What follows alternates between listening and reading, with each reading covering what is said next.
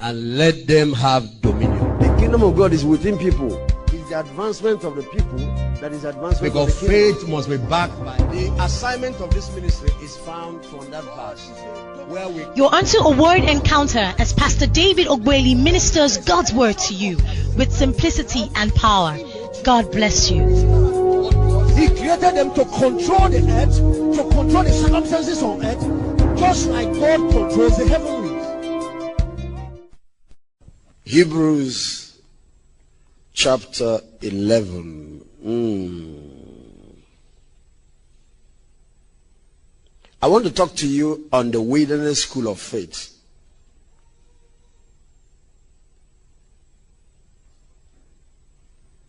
There you're going to see how God sets people free from the mental conditioning and mental slavery that Egypt had put in them. Because when you are out of Egypt, it is very important that Egypt is out of you, or the promised land will lead you. What is the promised land to start with? It's not a particular place. It's not in America. It's not in Israel. In the New Testament, it is a state where your dreams have come true. The promised land is a land called there. Is that place that God has shown you in vision. Is that thing that God has shown you that you're going to become. It is the future for which you are born. You have entered your promised land when you have entered into the fulfillment of your destiny, of your dreams, your goals, your dreams in life are fulfilled. The moment you come out of the world, you come out of the kingdom of darkness and give your life to Christ, God starts you on a journey to destiny. God did not save you to get you stuck in church. Just coming to church. That's the whole essence of this. Clapping, waiting for heaven. God saved you because he's taking you somewhere. He brought you out so he can bring you in. He brought you out of the world because he's taking you into a land flowing with milk and honey. Let me give you a picture of where God is taking you. How many of you would like to see it? It's very important because until you get the picture, you won't get that future. Your future is in your picture. If the picture is distorted, the future will be distorted. The dreams of today becomes the realities of tomorrow. If God's dream for your life has not entered your heart, it has not grabbed your mind, circumstances of life will keep distorting your life. Deuteronomy. I hope we'll get back to Hebrews 11. Deuteronomy chapter 8. I want to read from verse 7. For the Lord thy God bringeth thee into a good land, a land of brooks, of waters, of fountains, and depths that spring out of valley and hills, a land of wheat and barley, and vines, and fig trees, and pomegranates, a land of olive oil and honey. Verse 9. Read verse 9 with me. A land wherein thou shalt eat bread without what? Scarcity. You get broke every now and then. That is not the program, my friend. You are not yet in the promised land. You are still in financial wilderness. The land of promise is a land of more than enough. As long as you are still in the realm of just enough, or the realm of not enough, you are not in it at all. And you need to listen to me tonight because I want to help you get there fast. There is a land of not enough, totally broke, in need, always in debt, always. That completely is bondage. That's where God is delivering you from. Then when he delivers you, he puts you in a land of just enough, where when you cry, they just give you enough for that need, but not enough for the next one. You don't have excess. That is where he trains you how to handle money. Because he that is faithful in little, if you don't tithe when you have just enough, You won't tithe when you have more than enough. So God will not allow more than enough to enter your hand. He that is faithful in little will be faithful. I was talking to a group of people in Abuja. People, the first thing you do when you get money, any money, salary, income, profit, anything, you remove tithe. You pay God because He's the big partner in the team. Then, second thing, you pay yourself. So when I say pay yourself, they say how? I said you remove another 10% and put it somewhere in savings. That's how you pay yourself. And what you pay yourself, you don't spend it. That money is used to build a financial future. You accumulate it, it gets to a point, you invest it in something. In stocks, in shares. There are many ways to invest it. We'll get into financial wealth creation in future. Then a third 10% kept aside for impacting society, for the poor, the needy, for making differences in your environment. Because you should know that you are not just sent here to live for yourself. Then 70%, that is what you have to spend on yourself. Even if your salary is 10 naira, you should be observing this law. If you don't learn to save when you earn 2,000, you won't learn to save when you earn 2 million. As a matter of fact, Ecclesiastes chapter 5 declares a law. That's what they call Parkinson law. It's actually biblical principle. That when wealth increases, problem increases to meet up with the wealth. He said when wealth increases, they also increase the mouth that will eat it. In other words, rich people have more problem than poor people. Let's go back to Deuteronomy and see if we can get a few more stuff there.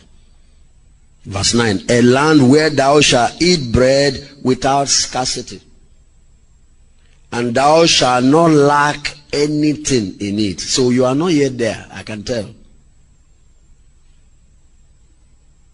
Thou shalt not lack what?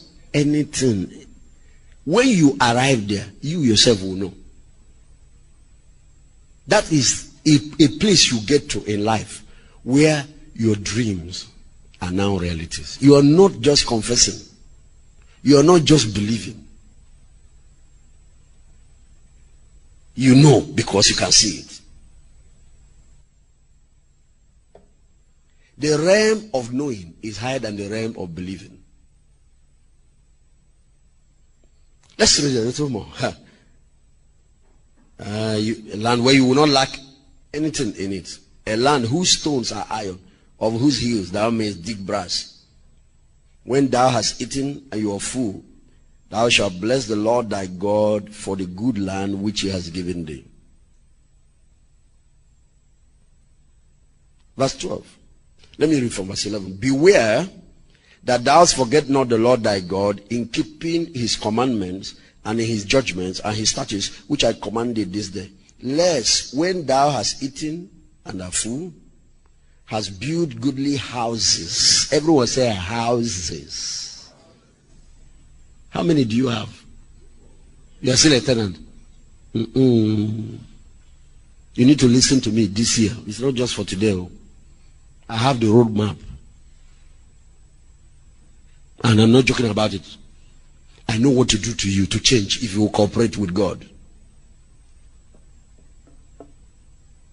When Jesus was calling me for an assignment and I was crying that there's not been any preacher in my family, father, mother, trace it to anywhere, that this thing he's saying is not possible.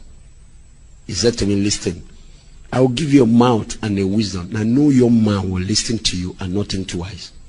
Even if he shakes it off and walk, he said the thing will follow him. So years ago, I was bothered because we had a lot of young people.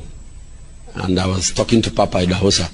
I said, sir, I want these elderly people. Actually, the issue is people who have the money so they can help fund the bills, you know, and all that. He said to me, are you this blind? Don't you understand? He said, you have those coming out of the womb. Me, I have those going to the tomb. If you want us to exchange, I will be very glad. And I said, it's easier said than done. Does he know what he's saying? Let him exchange now. Let's see. Does he know how much headache I'm having? You preach, you power, you train, you do all that. You even dash the money. until I began to understand. The man said, I'm in charge of yesterday, but you are in charge of tomorrow. That's why I like my job. Verse 12. When thou art full and hast built goodly houses and dwell therein. You know, I have houses in UK, US, VI, VGC. The best part of the city, you know. My Tama in Abuja, you know, and all those kind of. That's the problem. That's the problem. As I'm mentioning it, I see in the spirit some reactions. Because some of you cannot see that for yourself. And that's the problem God has.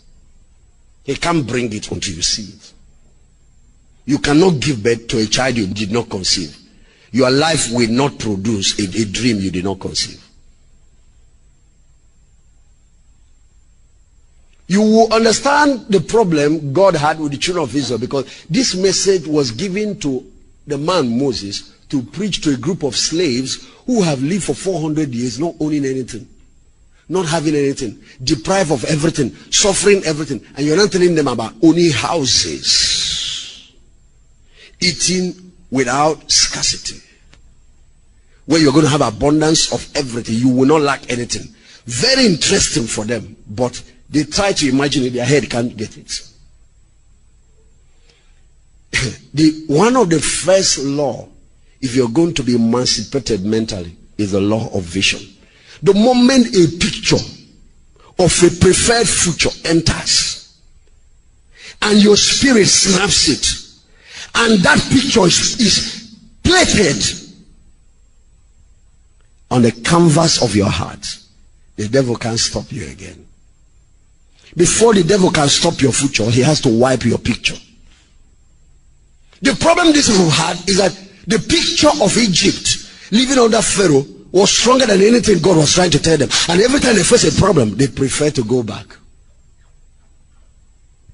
You cannot walk in faith until you have a clear vision of a better tomorrow. Faith does not start with confession or anything. Faith starts with a vision. You can't define faith without vision. As a matter of fact, the Bible says faith is the substance of things hoped for. What do you mean by hope for? Whatever you hope for is your expectation, is your goal, is a dream, is a vision you're going to. So what God is telling you is that faith is what causes vision to come to pass. Vision is included in faith. It's just like talking about childbearing, that a man and his wife is what it takes to create a baby. It takes faith and vision to create a future. Verse 13, when thy herd and thy flocks have multiplied.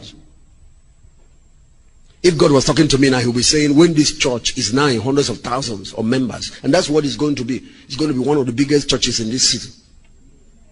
It's not an amen, you know, I know it. They don't know that we exist in this Lagos yet, because we're about to let the people know who we are. Then some who have seen us don't even know who we are. Some don't know what they do. I'm telling you, what we have spent some time doing is training workmen. Now we're about to let the people know who we are and what we do.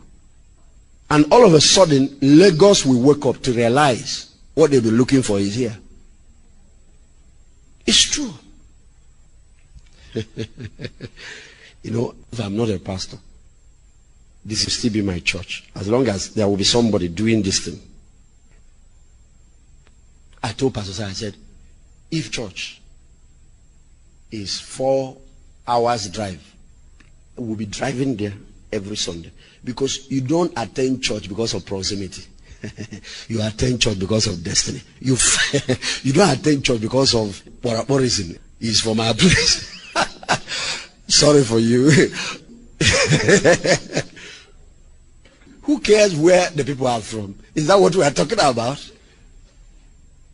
I'm looking for who will give me the soft answer. You are telling me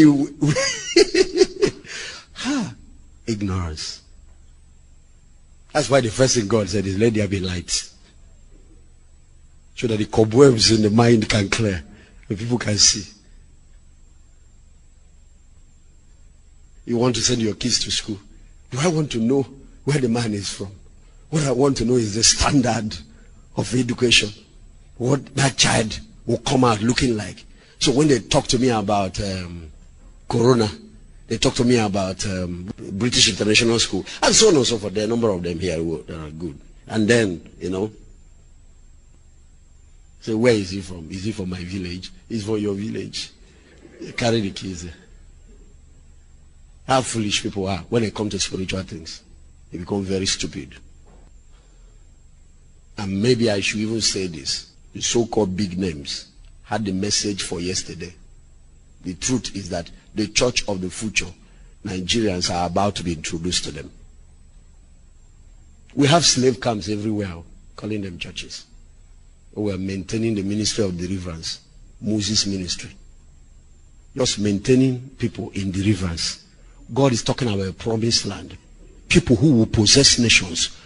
We are talking about taking Nigeria from third world to first world. People who will become exporters, who will be manufacturing products, inventing things. And you're still talking about cast devil out of me. All those kind of things. My enemy fall down and die.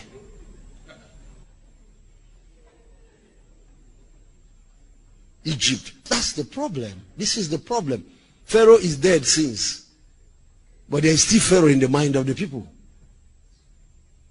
And you can't tell them that they are not seeing things. Because the woman is telling you, I saw it. While I was sleeping in the night.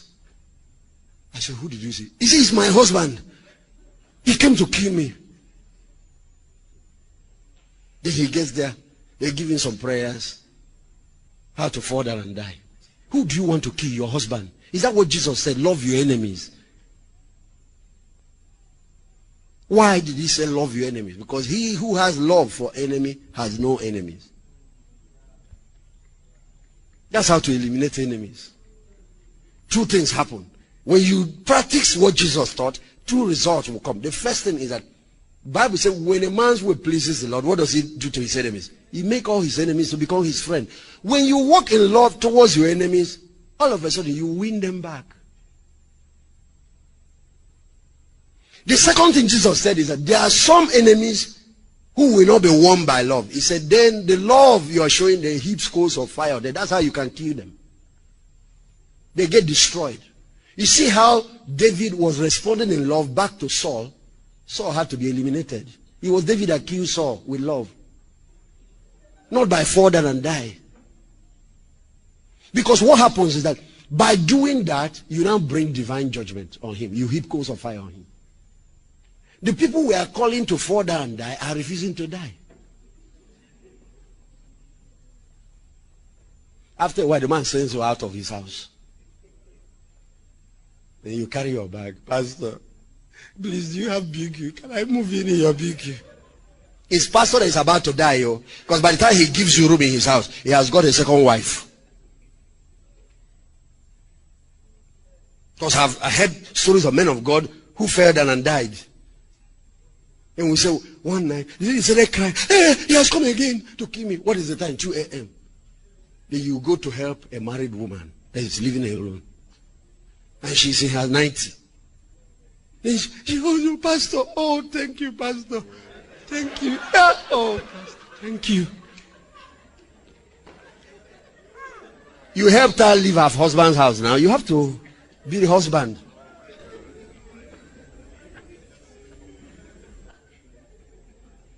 You have not seen anything, no? One packed her bag, landed my house. He said, Pastor. I said, how did you get this address? He said, Pastor. He said, what you are asking me with all I'm going through? I said, same for sister this. Oh yeah, follow her. He said, Pastor, they will follow me there. Oh. I need to be around you so that they won't see me. I said, yeah. Am I Jesus Christ that died for you? The one that died on the cross. Need to be around me. What we see. People need training for ministry. You know, every profession has hazards. Ministry has human hazards. So, all this deliverance, you overemphasize one aspect of this thing. Deliverance, everyday deliverance. Teach people the word and set them free. Deliverance is not God's plan for his people. Deliverance is for baby Christians. Freedom is for sons. God wants you to come to that place where the government will be upon your shoulder. What God has for sons is to be deliverers. Deuteronomy chapter 11. But anyway, I don't know if you notice that God, in this area of financial empowerment, taking people to the promised land, God has this thing he knows about men.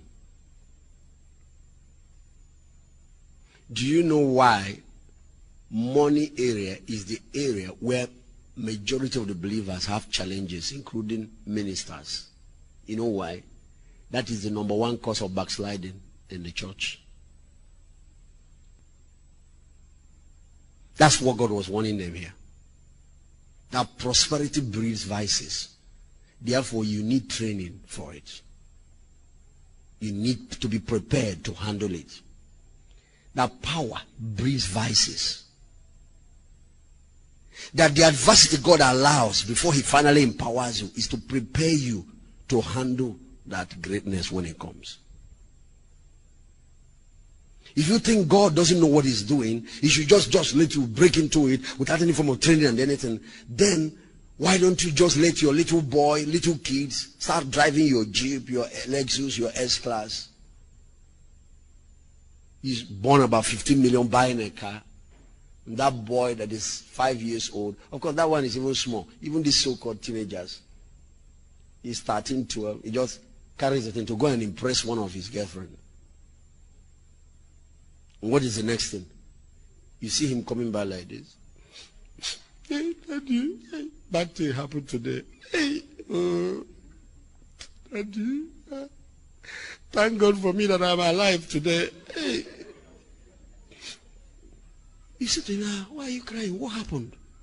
He said, Daddy, the devil tried today. It was God that delivered me. I almost fell into Third Mainland Bridge. But the car finished somersaulting. You know, I came out, it's just only this wound, this small wound here. Oh, he said, which car is that? Were you the boss? The boss somersaulted him. He said, no, why, boss? Boss, is that your E-class or? Eh? What? Somersaulted.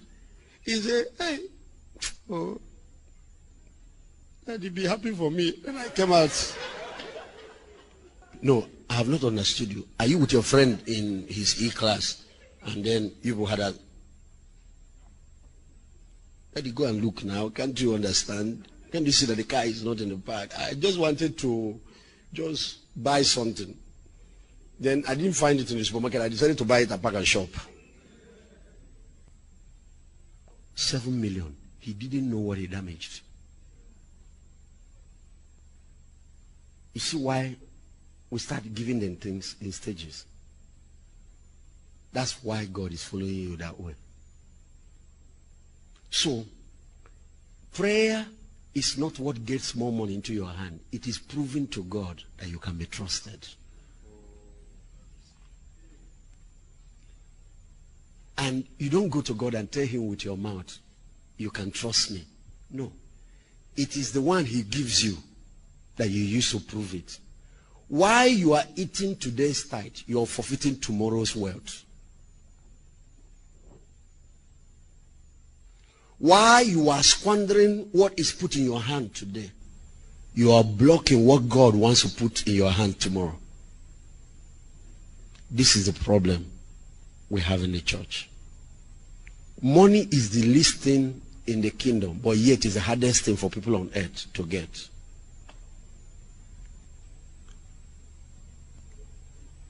We see this all the time. Somebody will call you, Pastor, I just got a Hallmark Jeep. Come and dedicate it. You come and lay hands. The question is, what is the equivalent of the tithe of that car? Is it on the altar? No. I just finished my house. Come and dedicate it. What is the equivalent of the cost of that house? Is it on the altar? No. Pastor, I just bought this. I want you to come and dedicate it. What is the equivalent, the 10% of it? Is it on God's altar? No. unfaithfulness. God kept warning them as he's taking them on the journey. He's warning them because he knows that there is something stronger than all the gods in Egypt, all the Amadioha, all the Ogun, and all the different gods you have heard about. There is one God that is stronger than all of them. It is Mammon. This God has power to demand worship from even the most celestial of beings. This God, he has destroyed prophets. This God, prophets that will throw down altars, break down all kinds of altars, deliver a whole society from idol worship. This one will come.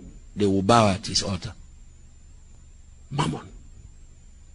Everywhere you see this money God in the New Testament, Paul will use the word covetousness or the word greed. He wouldn't put there, which is idolatry.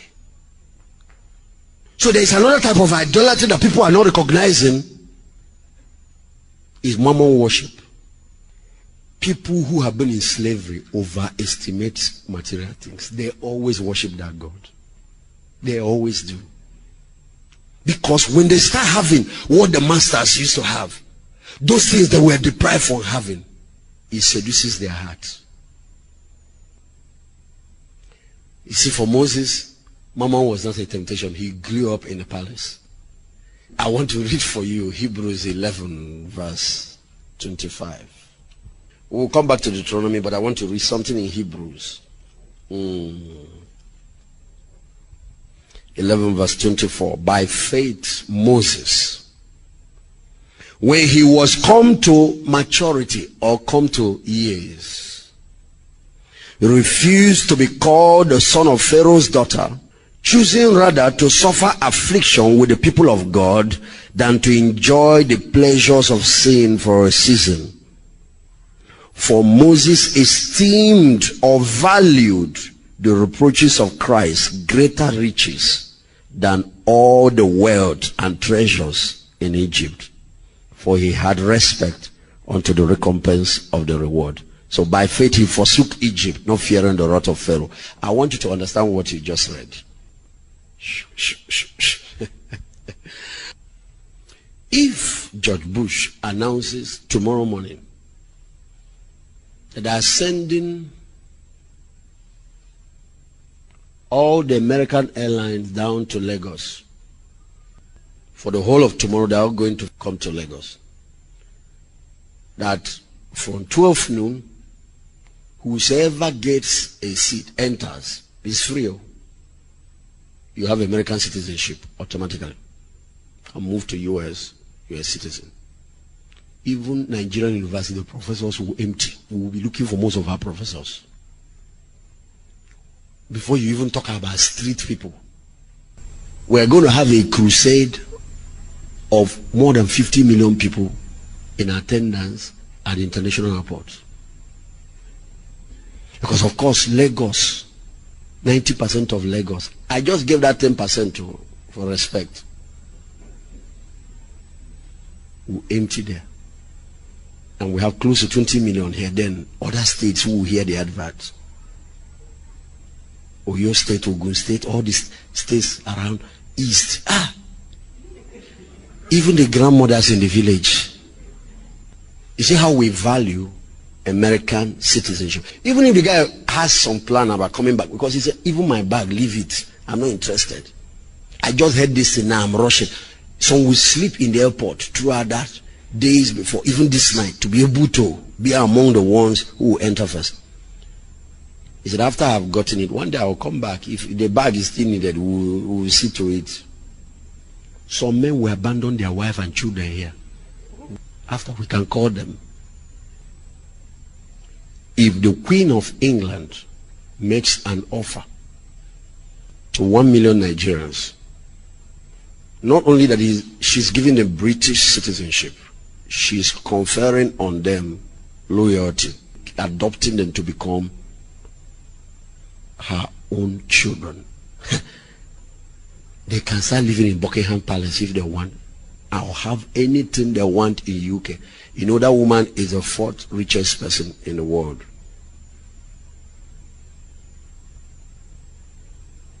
Anyway, I've not looked at Guinness Book of Record of this year. But this thing keeps changing. She owns the country. She owns the citizens. You know how many people will be there filing? All our universities were empty everywhere. Church, every. It is that thing that every child born in the Jewish nation was looking for. Everybody. The dream. You're telling them our promised land, somebody was already living in his own. And Moses was giving it free of charge. By a mysterious move of God, he was taken away from slavery as a child and placed into affluence. And not just that, he now became an Egyptian citizen fully, he became a member of Pharaoh's family, to the point that now he was now heir apparent to the throne of Egypt. Even to take his bath, his women, priestess of women, Cleopatra's standard that bath him. Anything he wants, all he needs is just to call for it, he can have it. It is that thing that you are trying to achieve that Moses said, this compared to the excellency of the knowledge of my God, this is nonsense, and he abandoned it and took off. What did Moses say no to? What did Moses give away? Because you think you're a giver. What did Moses leave behind? What are you leaving him for? He said he valued the reproaches of Christ greater riches than all the treasures in Egypt. But look at the slaves. They valued the melon and the cucumbers of Egypt. These are the things they throw away. They give to slaves, they give to dogs. They value it more than the promised land. If you see what Christians backslide for, you will shake your head. Moses gave up all of this just to find God. The Bible said, for he had respect unto the recompense of reward. He knows that God will reward him one day. He saw that what God was calling him to do has more value.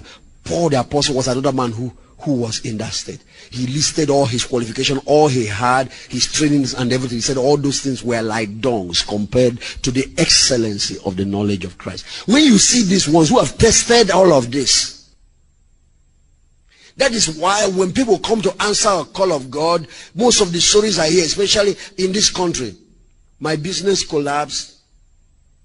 I tried this, he failed. I tried that, he failed. And while I was now waiting on the Lord, he told me that he was calling me. It's demon that is calling you, it's not God. God doesn't call people when their business collapses. If God has a plan for you to call you, he will wait till your business is prosper. It is when you are in the peak of your prosperity, he now says, oh yeah, leave it and follow me. Because if you can leave something serious behind, then you'll be serious about what you are pursuing. It is that failure you are having in finances, in career, that you are carrying over to ministry. You are carrying over to your spiritual life. Because the Bible said, if you're not faithful in material things, who will commit to you through riches? He's talking about spiritual wealth. Like the anointing. Like revelation, deep insights. Who will commit to you that? Look at things, physical things that is easy like money you can't handle. You carry that unfaithfulness over in your dealings with God. So you see, by faith, Moses forsook. Faith is not just for getting cars. Faith is also for forsaking things, giving away cars. Faith is not just for believing for a house. Faith is also for giving away houses. Actually, the man who gave his house after building it had more faith than the one who believed to build it. It's just like what I teach. There is something greater than ability. It is the ability to recognize abilities in other people. There is something greater than faith for things. It is faith to give it away. The faith it took Abraham to believe God for his wife to be pregnant to get Isaac is small compared to the faith he took to take that same Isaac. After God has given you the only child you have, and this is one thing you've been praying and believing for years, finally you got it. God said, now give it to me. And that is how God behaves. Because I'm telling you, there is a journey you're going to make if you will touch the realm of more than enough. If you don't follow God to make that journey, you may grab some money here and there. Circumstances of life will be allowed to take it away from you again. But there is a realm you enter, they don't take it anymore. The blessing comes and it stays. The reason is because you see people, for example, I'll give you an example. When we make vows in our house, we started practicing this years ago. I started practicing before I married her. But after I married her, there was a time, first big vow we made in those days, we made a vow of 100,000. I told her there will be no Christmas in this house till this vow is paid. And she was pregnant with the first child. So I said, nothing will be bought, nothing. You know, when we make vows to God, we stop everything in order to pay it. After we have paid it, then we continue with whatever agenda. People will make vow and allow that vow to stay with them for another year. They pretend that they don't have money to do it. Meanwhile, they are getting money to repair car. They are getting money to do all kinds of things. They are playing. They don't know who they are dealing with. After calculate your life, you will see that your wisdom has taken you years backward. That's why God kept giving them that warning. It is not hard for me to lift a man. The problem is, will he keep his own part of the deal? Why is it that we don't keep slavery mentality? Where we are coming from, we were deprived of most of the things we wanted in life.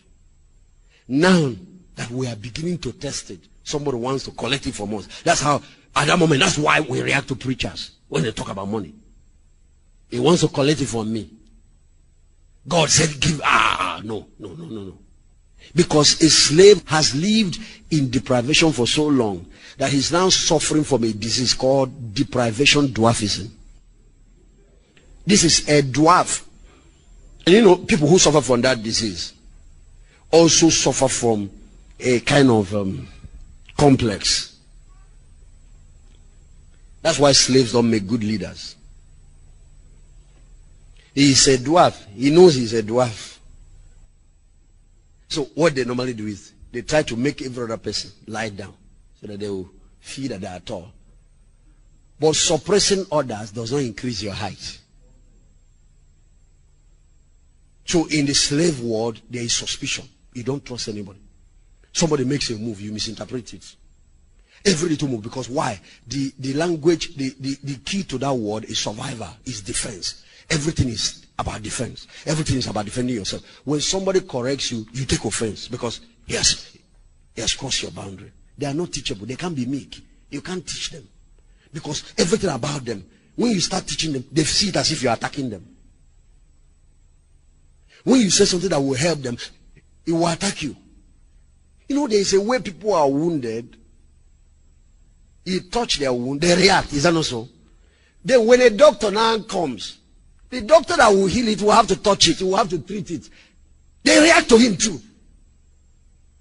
And they will fight you. Because their emotion is craving so much, is so depleted, that all they want is somebody who will tell them, I understand. I agree with you, even in your foolishness. But really, the way God helps them is by jerking them out to reality. That all those beating will never help you. You are getting worse every day. They need to be jolted back to reality. They need truth to set them free. And some of those truths will be painful. It will be bitter. God does not tell you what you want to hear. He tells you what you need to hear. This is why God had to remove Moses early. Because if Moses was raised in that same condition, Moses, the leader, will be the number one problem God will have. But God will always talk about Moses, that he is his friend. And the Lord talked with Moses as a man talks to his friend. And the Lord talked with Moses face to face. Why? He's a liberated man.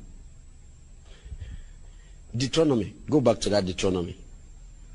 This time I want to show you chapter 11, verse 8. The picture of where you are going. I have to move a little faster because I want to give you one or two stuff and then we can close this. Deuteronomy chapter 11, verse 8. Therefore you shall keep all the commandments which I command you this day, that you may be strong, and go in and possess the land whither ye go to possess, and that you may prolong your days in that land which the Lord sware unto your fathers to give unto you. A land that floweth with milk and honey. For the land whither thou goest in to possess is not the land, it's not like the land of Egypt, from whence you came out, where thou sowest thy seed and waterest it with thy foot as a garden of herbs. So in Egypt you do the sowing, then you work so hard to make it grow again. But the land where you are going, you will sow, but heaven waters it for you. So it's not that you are not going to work. It's a different type of work. There is supernatural help aiding your work. There is a blessing of God coming upon what you lay your hands to do. Verse 11. But the land that you go to possess is a land of hills, of valleys, that drinketh water from the rain of heaven, a land which the Lord thy God careth for. The eyes of the Lord thy God are always upon it, from the beginning of the year even to the end of the year. That's why the Bible said the blessing of the Lord, he make it rich and has no sorrow. Because this is something that God gives you. He protects it by himself. He doesn't give it to you, then the devourer comes to collect it. He won't let it happen. Like what he told Job, he puts a hedge around it. He blesses you. He watches over it, plus you that he gave it to, and keeps it and protects it. A picture of the land called there. So, if you are going to make the journey, the first thing is you have to get a vision of a preferred future. You have to begin to get a picture that this is not all there is to you. That your salvation is just the beginning of your journey to destiny. That God did not save you so you can just be like this. That God has somewhere he's taking you.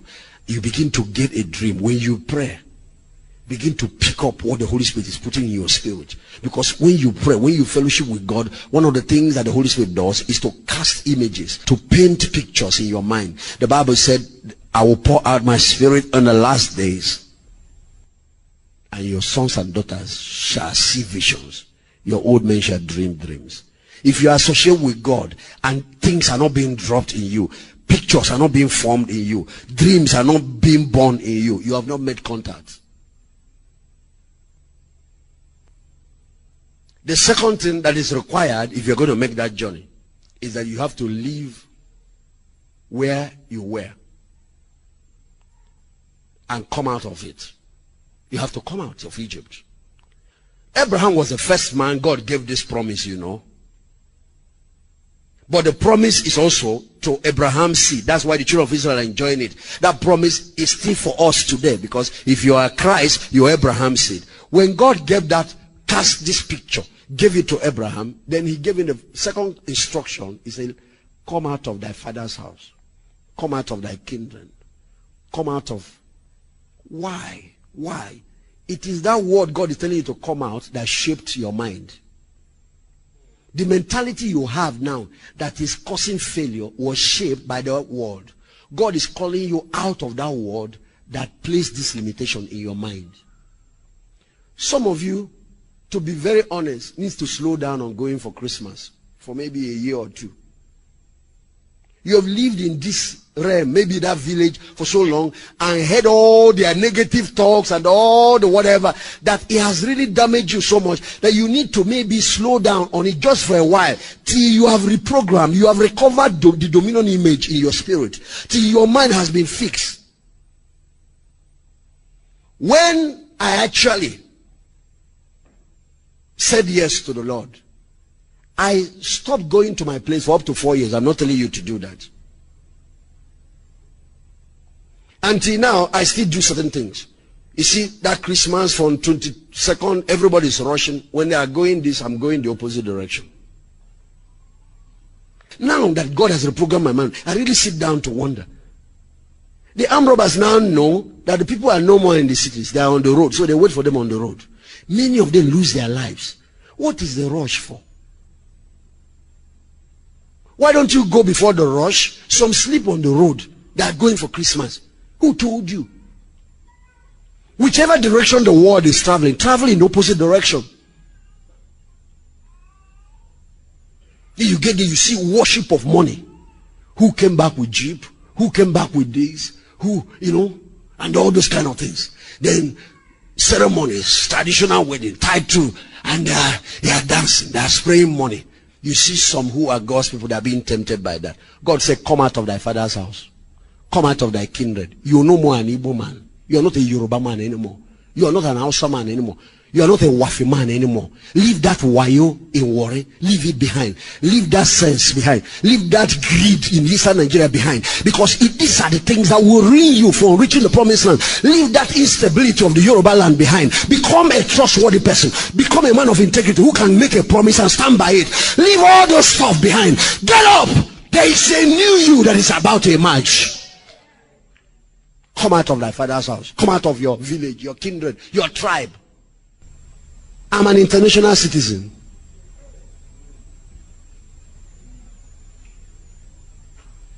I'm sure you can count in your fingers the nations of the earth I won't visit before I return to heaven. Because the earth is my parish. It's you that have made abjectly your territory. Me. The earth is the Lord's. We have a program every year, the list. That's, even tourism, 2 nations. Let's just be taking it small. Last year I was in the jungles of Kenya, riding with giraffes and all that. That's, the earth is the Lord. What is it created for? For me to enjoy it. So, I'll be sure just be watching it in Discovery Channel. No, I want to see it with my eyes.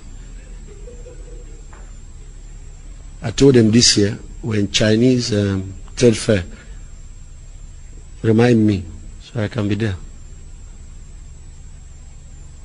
That's my next mission field. So it's good that we start getting acquainted. I've already started studying the language. So very soon, sometimes I'll preach to you in China and interpret.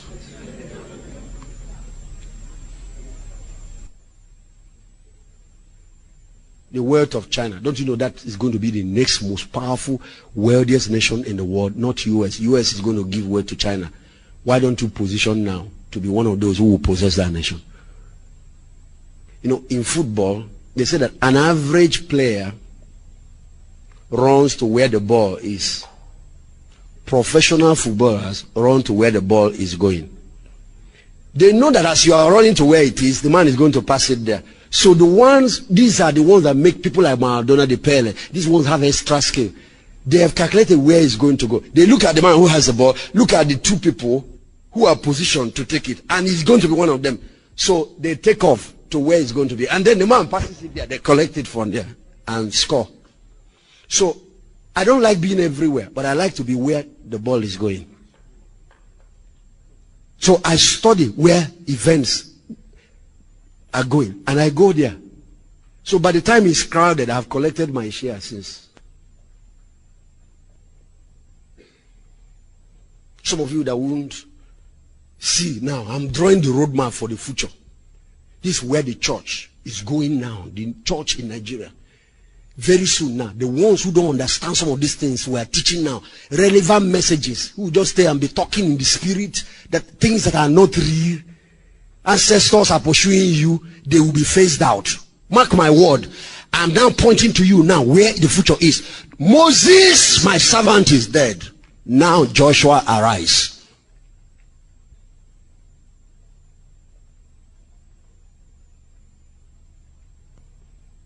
Then some, their mind is in prison with what they saw under Moses. Because under Moses, manna falls from heaven. That's why they don't teach you to walk. They don't teach you how to create wealth. They just tell you it's breakthrough. Then the man prays. God is about to retire most of the Moses you know. I'm telling you God's word. Don't think I'm telling you what is going on in heaven now.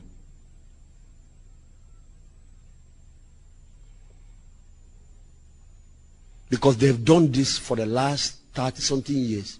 It hasn't changed this country. Yet we have millions of people in churches. God is about to teach us responsibility. So one of the things you are going to notice, from last year he started showing the signs of it.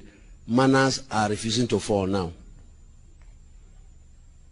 I fasted. I really believe God. Show me the cooler.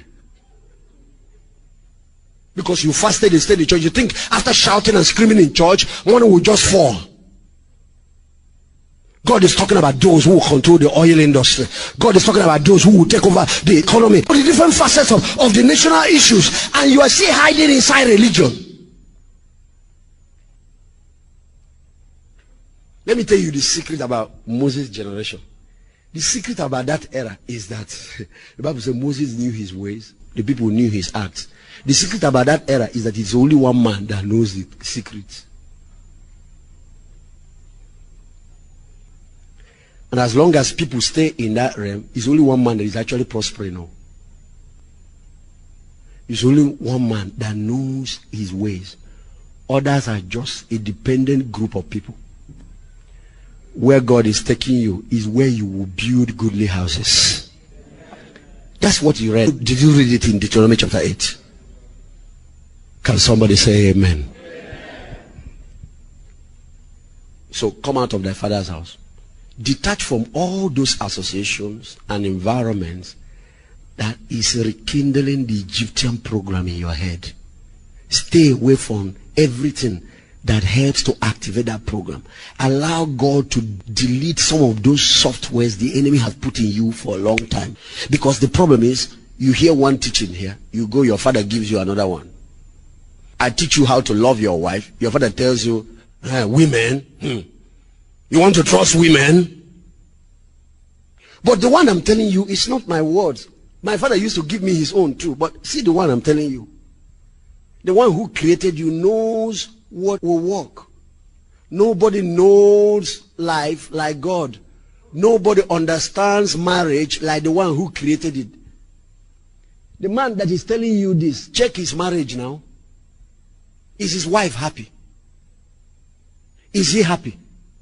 I teach you God's financial system. He tells you not to tithe. Okay, he that is telling you not to tithe, how is his own finances? How is he doing? He wants to reduce you back because that is a law. There is a genetic law that will bring you down to where your fathers are. God is trying to bring you out of it. An elderly man called a young minister, he's a pastor. He said, you love your wife too much. How can you be doing that? No, you don't treat women like that. You need to have at least 2 mistresses. But you don't let her know. And you don't tell her everything. Then you should be, And he gave him so much. And the way he explained the advice, he really looked intelligent. He came to ask me something about it. I said, why are you trying to ask me? Look at his marriage now. Can't you see his head, how it is? Can't you see how his family is? Can't you see the daughter is sleeping with everything?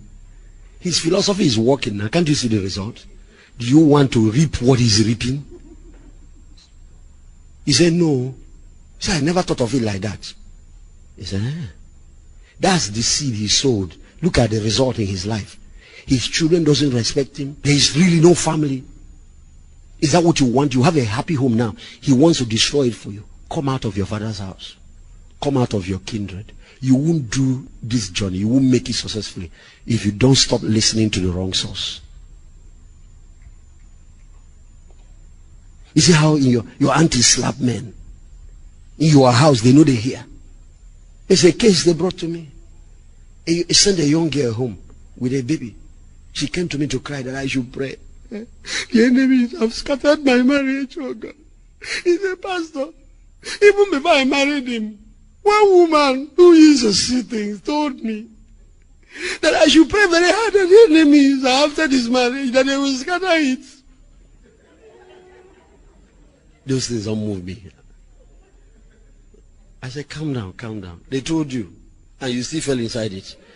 Tell me what you did. He said, I didn't do anything for him. I didn't do anything. My husband, I don't know what is always coming over him. I said, you didn't do anything. I said, calm down, sister. The crying is confusing your head more. The problem you have needs clear mind. You are using emotion. Emotion can't solve this problem. Or should I leave you, book appointment another day? He said, no. I said, somebody is waiting for me. Then she sit up. Tears dry. I said, clean it well. I said, you can see other people are there. Yeah, Pastor, please give me more time now. I traveled all the way to come and see you. I said, you are crying again. I'm going to call somebody else. I said, there is no way you will be sent home after the man paid dowry to bring you for nothing. What did you do? He said he came late. I've been warning him about coming back late from work. I know it's all those girls in his office. So today again he came late and I gave him a dirty slap.